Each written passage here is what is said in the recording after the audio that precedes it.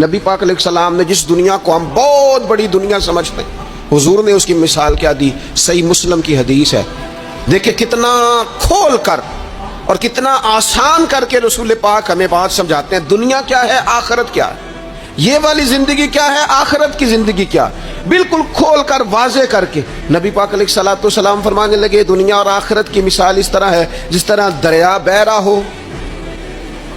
اور کوئی آدمی اس میں انگلی ڈبوئے،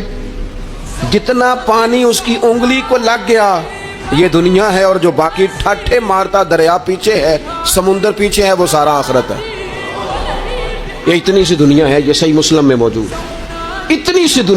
سی دنیا کے لیے اتنے پاپڑ بیلنا، اتنی سی دنیا کے لیے اتنے ظلم کرنا، اتنی سی دنیا کے لیے اتنے حق ضائع کرنا، اتنی سی دنیا کے لیے اتنے لوگوں کے دل توڑنا، اتنے حقوق پہ ڈھاکہ ڈالنا، اتنا جبر کرنا، لوگوں کا مال کھانا، لوگوں کو تکلیف دینا، عزتیں اچھالنا، اتنی سی دنیا کے لیے حضور فرمانے لگے اتنی سی ہے یہ دنیا، جتنا انگلی کو پانی لگ گیا ہے وہ جنت، جو نری جنت نہیں، خدا کا فضل ہے،